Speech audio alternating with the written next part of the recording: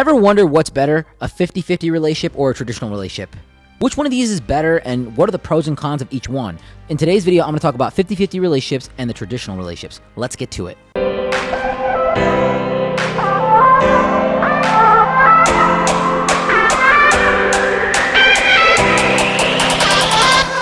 There's a whole arena of people battling of which relationship type is better. 50-50 is the best. Traditional is the best. Why would you want to be in a relationship with a man if he's not providing for you? Why would you want to be controlled by a man when he can control everything? Yes, I get it. There are a lot of different arguments here. So let me make sense of this for you. 50-50 relationships. Let's start here. This is the new type of relationship that's been evolving. Because back in the day, it was sex and children for protection and provision. And men were historically always providing for a woman. And the quality of your life as a woman was really determined by the quality of man that you can bring into your life. Financially, emotionally, mentally, physically, all the above. The quality of the man that you could net was really what it was. So women were very much putting themselves out there to acquire high quality men. And it was a bidding game. It was a very competitive game. And women were very much in competition for a guy. And women were very eager to get married and to get in relationships, and they valued men to a large degree.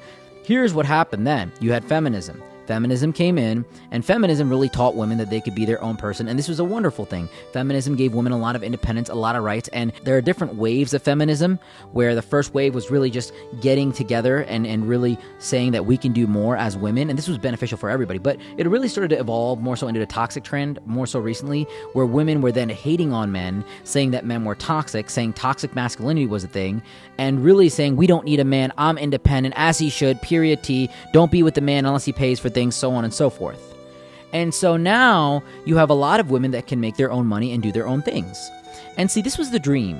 The two-person household, where me and you can both make money as husband and wife, where there are 41 types of contraception, where we don't have to get pregnant, baby. We could just have fun, we can travel, we can make money. This is the dream come true.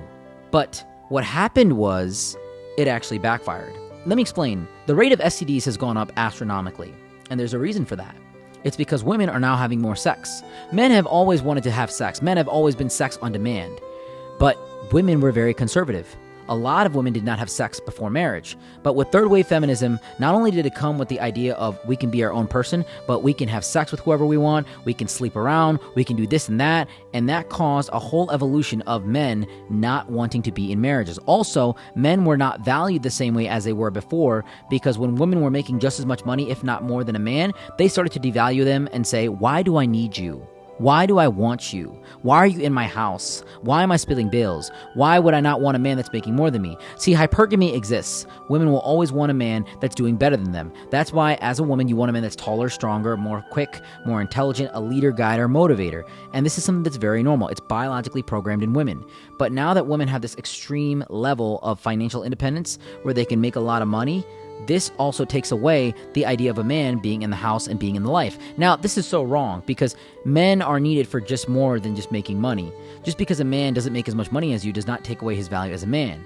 But in a modern day society where we don't have danger and we don't have threats and we don't have really anything, and we can order food to our door if we need, and we can watch Netflix movies and binge them anytime we want, we don't need men. Men are not needed in the superficial layer of living. But industry in itself is kept alive by men. Logging, plumbing, carpentry, iron workers, steel workers, all the above. Men still run a lot of things. But in this little bubble of society that we live in, as a woman, you can exist without men. And this is what women wanted. And respectfully, men gave it to them. And so now, a woman does not necessarily see a man as valuable, and so the rates of marriage, the communication between partners has gone down substantially. And men are now marrying women from overseas because those women are still in the traditional mindset of being with a man, and a man has the financial stability to really provide for that woman. Let me break this down.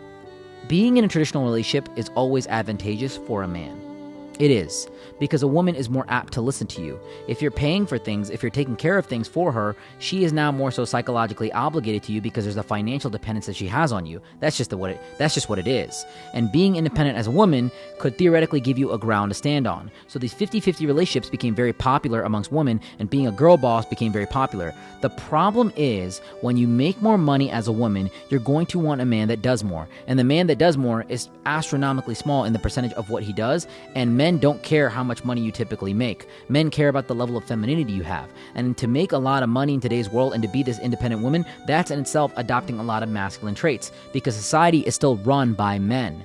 So if a woman is making on average $50,000 in the United States, she wants a man that makes 36% more income. This leads to her wanting a man that makes $70,000. A male that makes $70,000, that's 5'10" and above, that does not have kids, that's single, that is relatively attractive, is less than 1.5% of the population.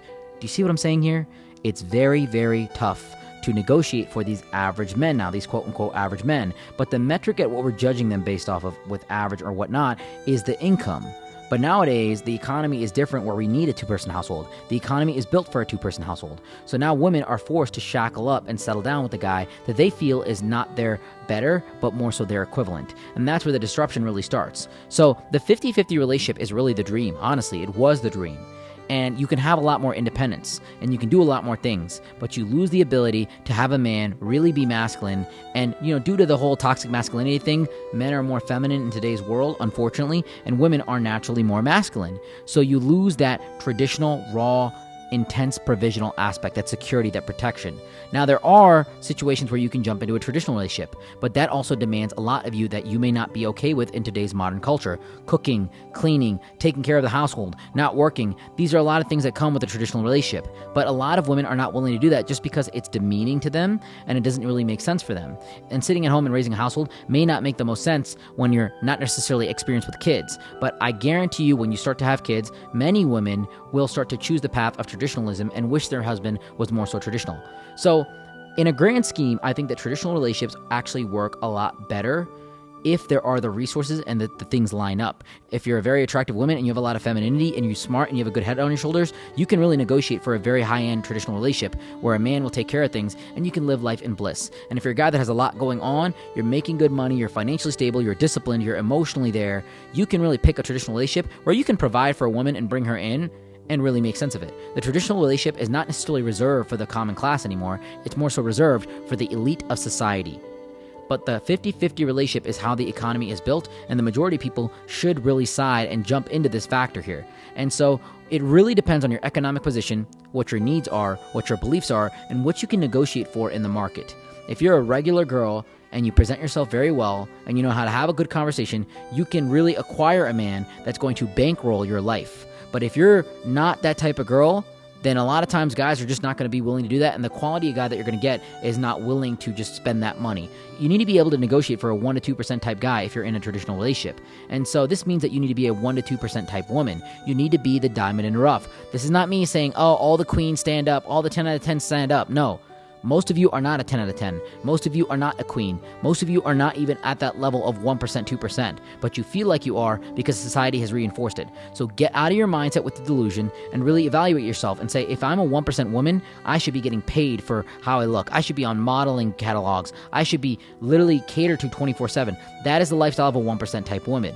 But if you're not getting that kind of treatment, you're probably not in that category. And unfortunately, you're probably going to have to settle for a more split relationship, a more 50-50 type relationship. There is nothing wrong with being in a 50-50 type relationship. You can build up and you can grow your finances to a point where your man then takes care of things. But ultimately, at the end of the day, most people will want the traditional relationship, but the woman will not have the attractiveness and the femininity to take care of it, and the man will not have the financial resources and the masculinity to be in charge of it. So my advice is to see where you fall in society today.